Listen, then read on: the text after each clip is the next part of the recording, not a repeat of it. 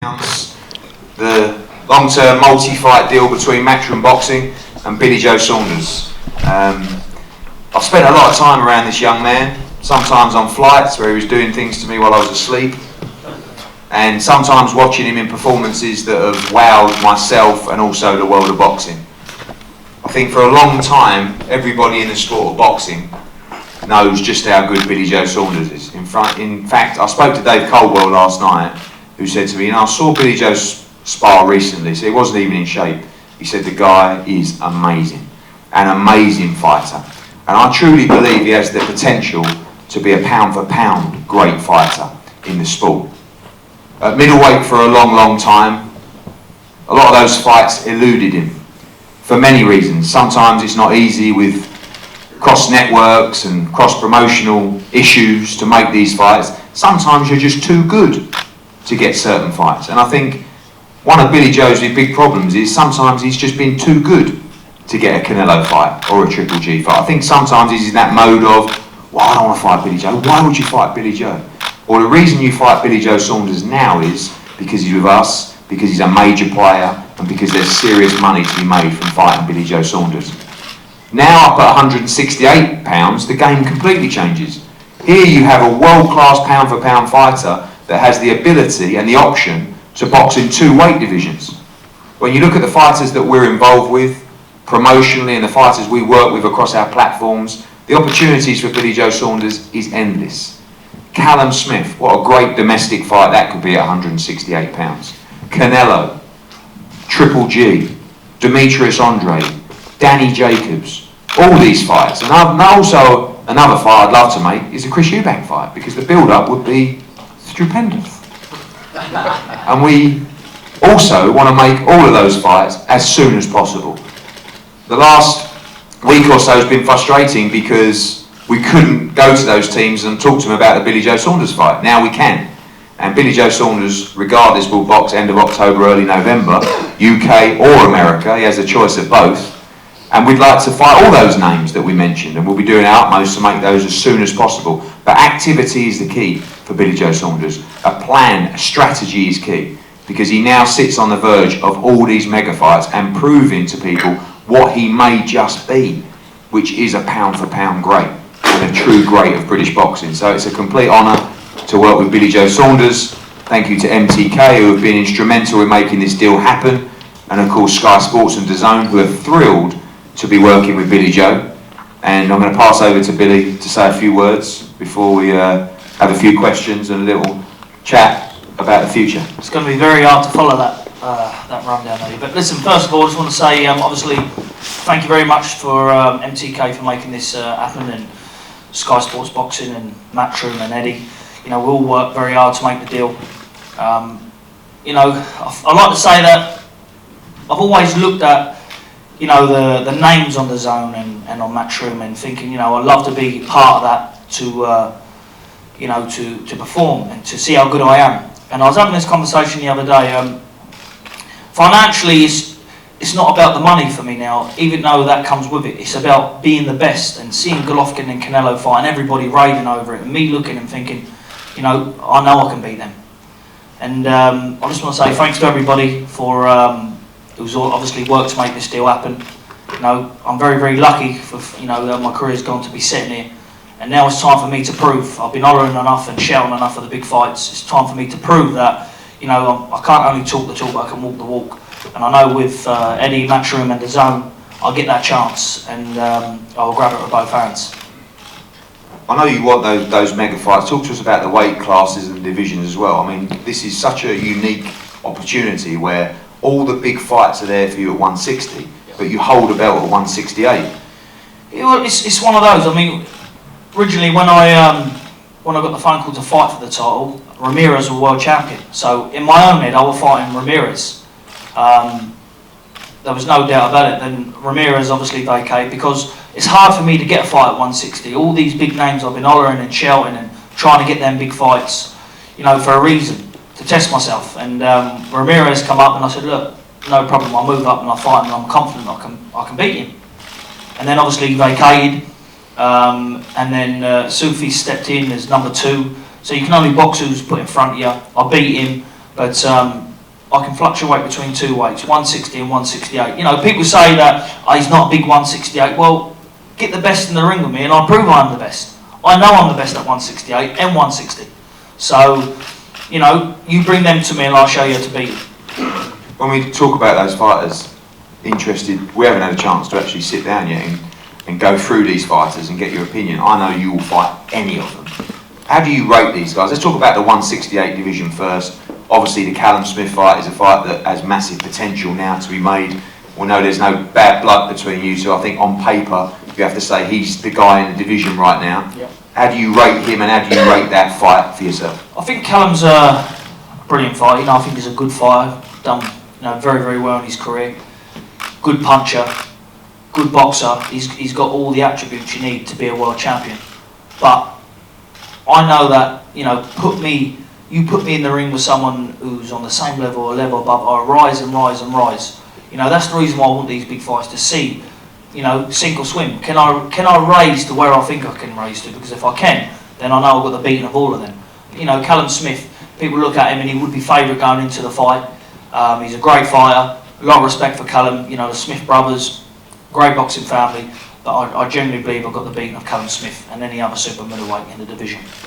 Talking about someone that doesn't quite have the resume of Callum Smith or the belts, Chris Eubank Jr. Still a big domestic fight, and I know one that we have talked about in the past, one that still whets the appetite of the British fight fans. I know you've beaten him previously. Yeah, for me, he's a world-class bum, really, because without being disrespectful, if I couldn't beat him, then I'd never put on a pair of gloves again, because you know, his boxing IQ, everything like that, he's fit and strong, that's it. You know, he stepped up against Groves, and Groves was, you know, past it really. You know, he retired a fight after.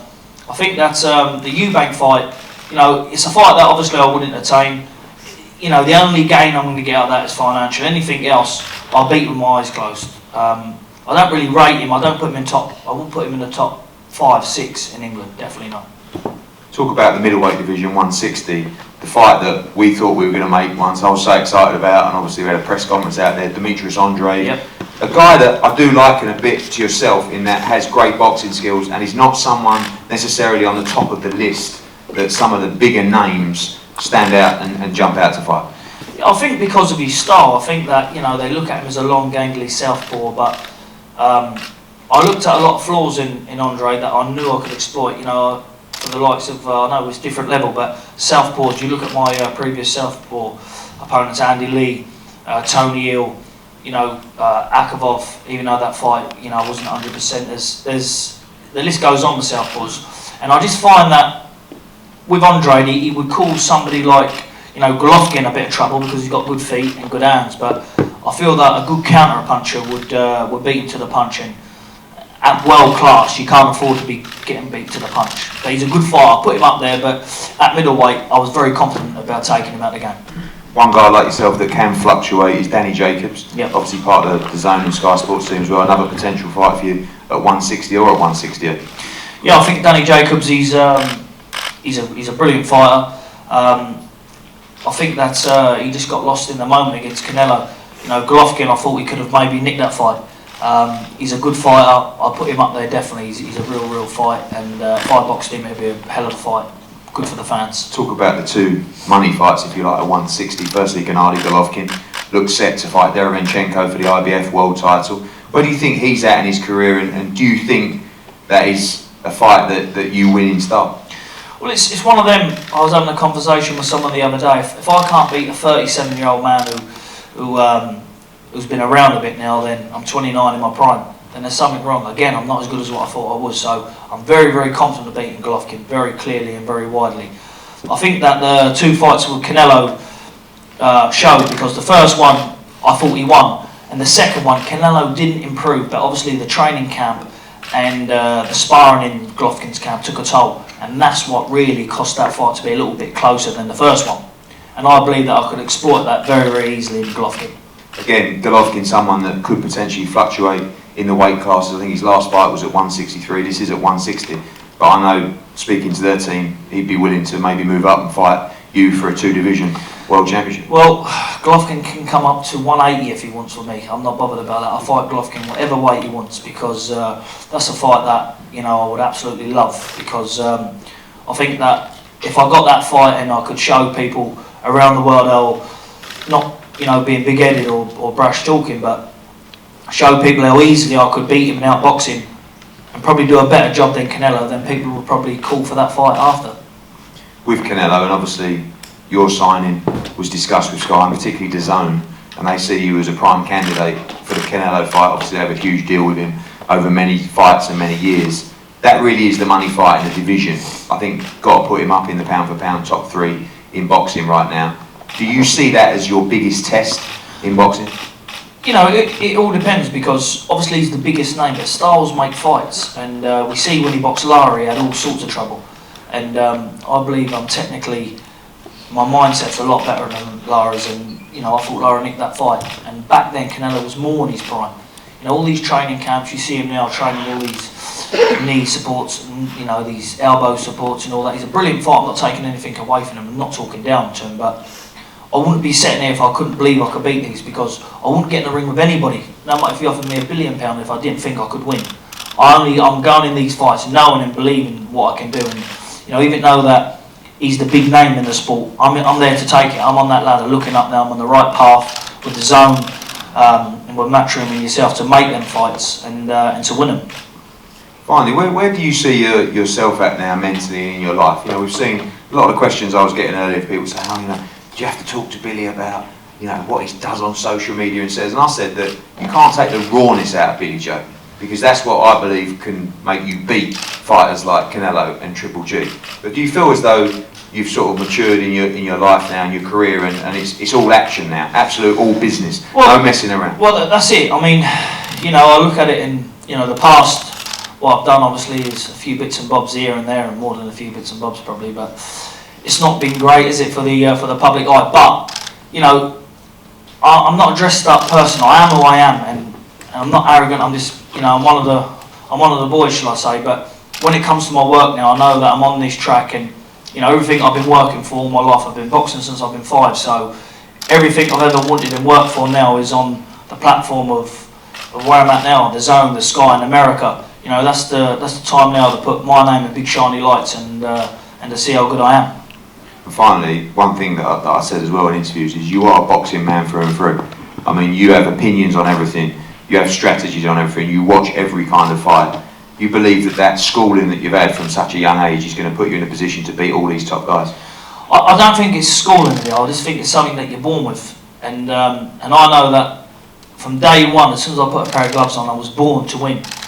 And you know, the best thing that ever happened to me was getting beat in the 2008 Olympics, because you know, the Olympic gold medalist and the silver medalist, I beat them 9 weeks before in the previous tournament, but I went there being big balls and thinking I was the man, and got dusted by the Cuban who I beat. But that was the best thing. And then I realised that, you know, if you want to win, you have to stay focused. When you get that date, when you get that opponent, you lock on, and the main thing is win. No matter how you win clean, ugly, however you got to win, as long as you win, because as you know, Eddie, in this game, that gets you to the next level.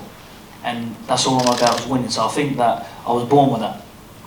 Thank you, Billy, for your honesty in your chat, and we cannot wait for this journey. Like I said, his date will be announced either the end of this week or early next week, end of October, early November, UK, America. He's capable of boxing wherever he wants in all the big fights, and I cannot wait to see him boxing on Sky Sports and DAZN. This is a huge signing for Matchroom and our broadcast partners, and we look forward to a great relationship with Billy Joe Saunders and MTK.